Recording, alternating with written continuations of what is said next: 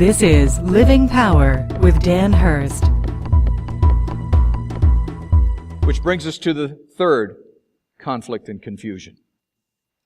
It's in verses 7 through 10. Then Jesus says, he's waited 2 days now. Then he says to his disciples, okay, let's go to Judea again. And the disciples said, what are you, nuts? Last time you were there, they tried to stone you. They tried to kill you. Why would you want to go back? And Jesus answers, well, there's 12 days of light in the day. We've got to walk in the day, because if we walk in the night, we'll stumble. And we need to go. Basically what Jesus was saying to us, we've got 12 hours to get there. The disciples knew how dangerous things were getting for Jesus. It had become very clear. We're, in the middle, of Jesus' ministry here. And so the disciples knew what was going on, and just 4 months previous to that time, religious leaders had planned on stoning him to death. It wasn't that just off of a whim, somebody picked up a rock and decided they might throw it at him. No, they had planned to stone him to death. And most assuredly, they would seek to do that again if they saw Jesus. And by the way, the disciples probably also knew that meant them too. And that wasn't about to deter Jesus.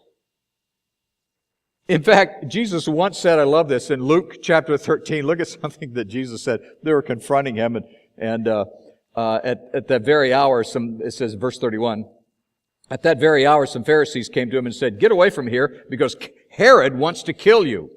And Jesus answered, he said, go tell that fox.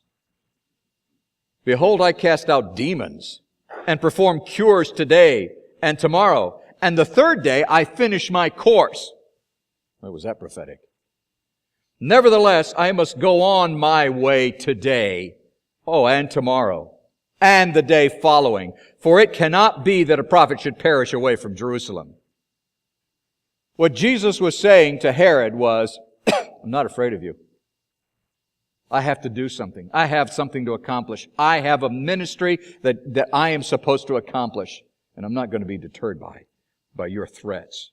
I'm not going to be deterred by the danger. I'm not going to be deterred by what's going on here. In this particular incident, in the Gospel of John, Jesus gives this cryptic answer that seems to say, we're going to be fine. We'll travel by daylight so we can move quickly. We got a dozen hours or so we can make it.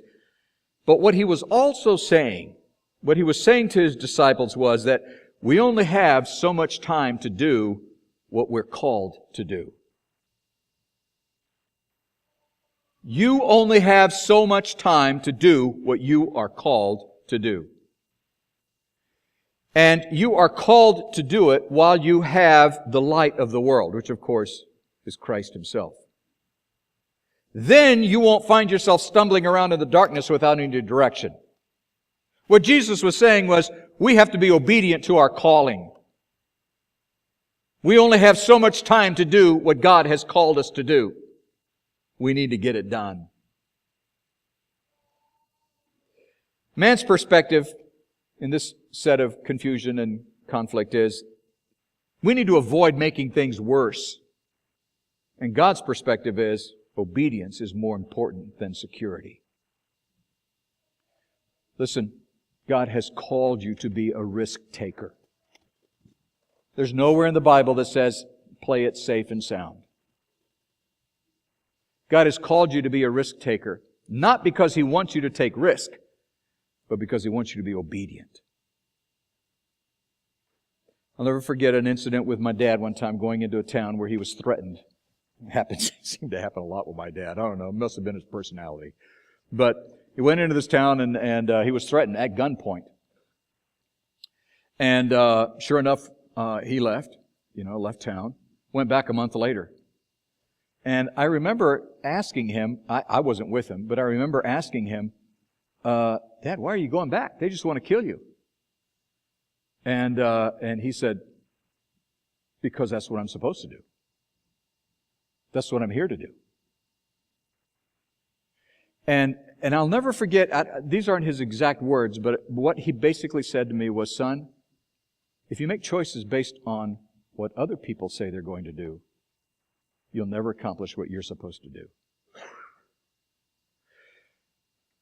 When we make choices based on circumstances, When we make choices based on our perceived reality instead of on being obedient to God, when God has given us a directive of what we're supposed to do, when we make our choices based on the situation around us as opposed to being obedient to God, we miss the mark. And that's called sin. We fail. And that's called sin. Because God said obedience is more important than security. On behalf of Dan Hurst and the Open Class, we want to thank you for watching. We hope it was a blessing.